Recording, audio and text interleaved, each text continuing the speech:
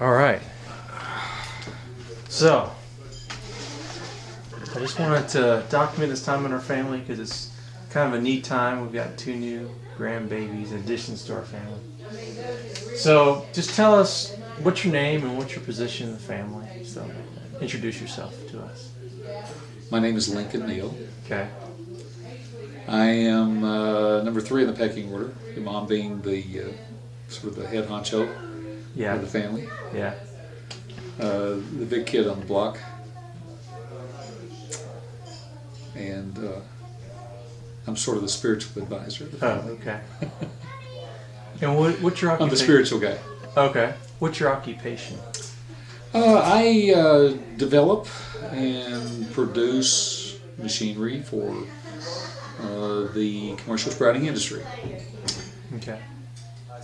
And I sort of kind of an ideal guy, the ideal man, so I've come up with developing things for killing pathogens, both for sprouts and for skin and surfaces, mainly swipies. Oh, okay. Let me tell you about swipies, by the way. It's a great product. Yeah. Give us your sales pitch. Oh, my sales pitch is that sort of stumbled into this synergetic combination of ingredients that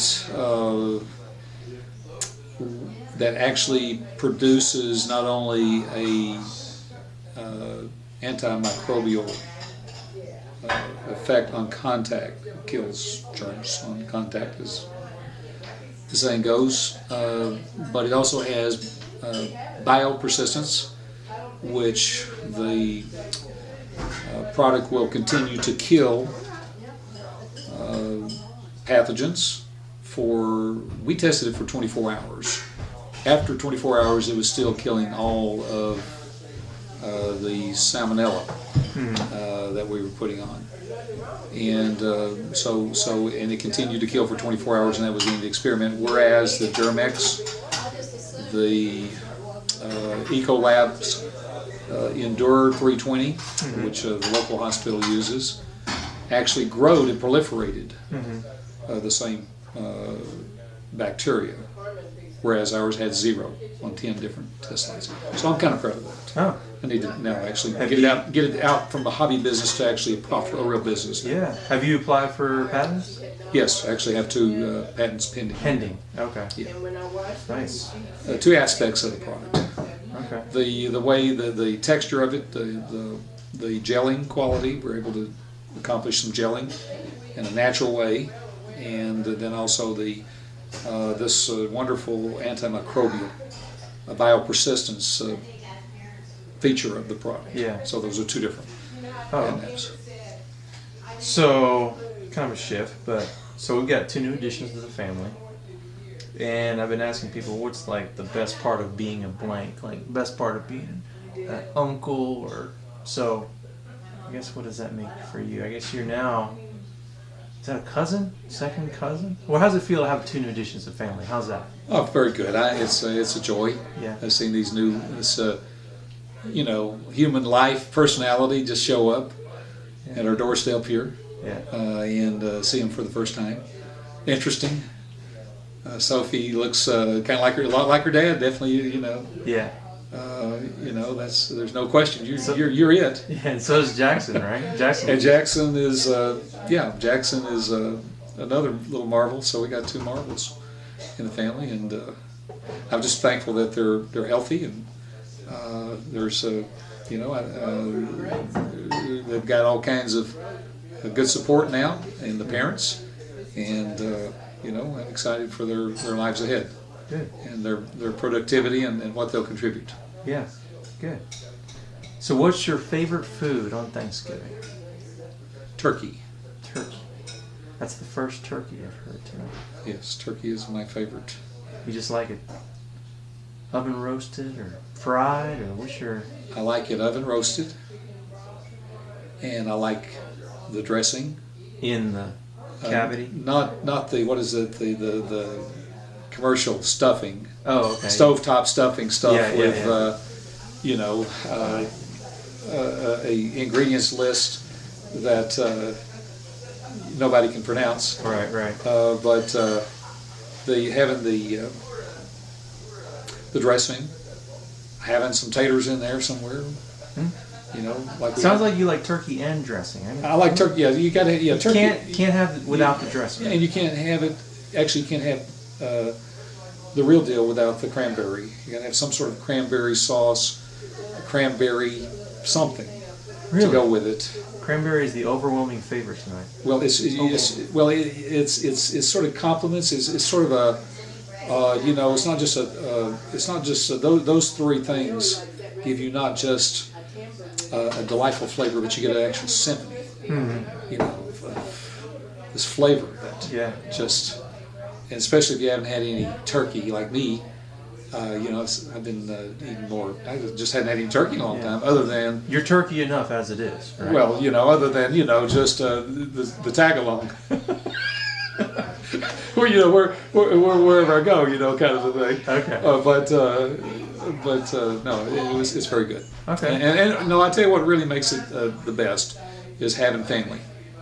Here. Yeah. It really is. I mean, it's these get-togethers that actually make a difference in the stream of time. Yeah. Other than the blur. Yeah.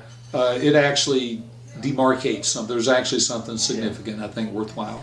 Yeah. When we get together as a family. And I think to some degree it's about being in a familiar environment, you know, being in this house, for me, kind of to that point of having the people and eating the food and everything. There's something special about that too that kind of marks that point in the year where we get together, you know. So yep, absolutely. Yeah, we need always, you know, not let our lives get too busy that we don't stop what we're doing and get together. Yeah, really. It's like Karen would say, you know, friends, some come and go. Family is forever, and that's the way it should be. Yeah. That is the latter part. Friends should be forever too. Right. But the family certainly should be. Yeah. So last question is, what is your best memory of Jamestown? It could be this house, a hike, a certain time of the year, anything. Best memory of Jamestown? Probably going to York High School. And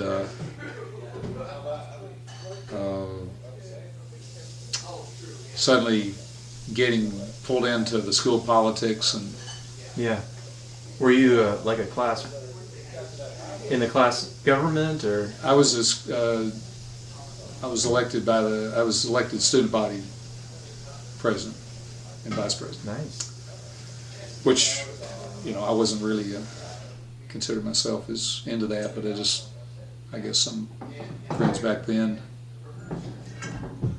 But you had to run, me, right? And you had to make the conscious decision to run, right? Yeah. Oh, interesting. Yeah. So what made you do that? Actually, it was nominated, and then you accept the nomination, and then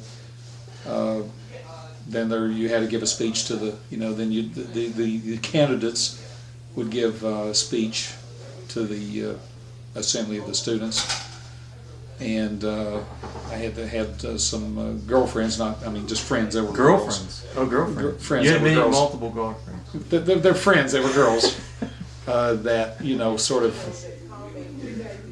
I didn't really get excited about it. You know, they did, and kind of worked hard on that kind of thing. Yeah. And so the next thing I knew, it was I was elected. So it was kind of fun. So there I was sort of engaged in conducting the student council meetings and then having student assemblies. I had opened up the programs for student assemblies there for, I guess, a couple of years. So you were not that often. Sophomore, or were you? I was a junior and then senior. So both years I was 2 years. Okay. Involved. Vice president in junior year and president senior year. Okay. And you're a musician in high school too, right? Yeah. Was that part of your... So did you like going to York, or did you just like those years when you were in high school? I enjoyed going to York. I also enjoyed going to Webb.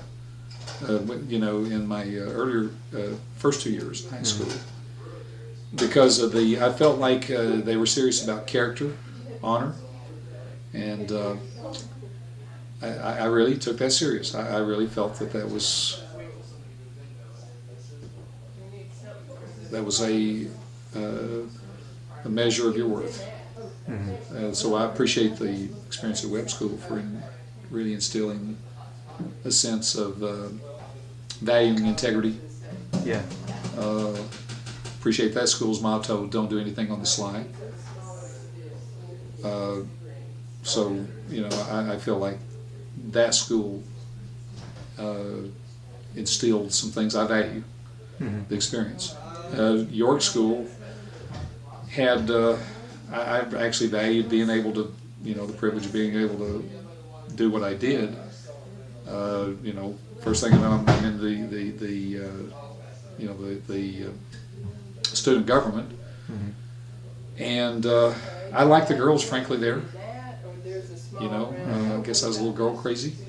Going in high school. I didn't know that. Well, and of course, you could never relate to that, being totally insane. Yeah. About girls yourself, So the other thing I value about this place is the natural beauty, and I tell you what I really value deeply is Mother's appreciation for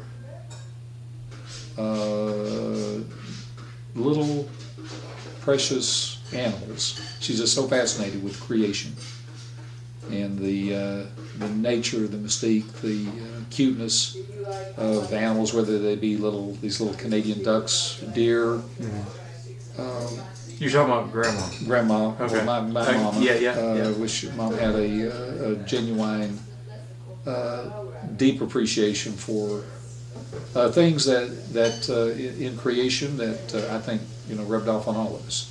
And there is so unlike probably most people, but you walk out in some of this beauty and it just absolutely moves you and with joy.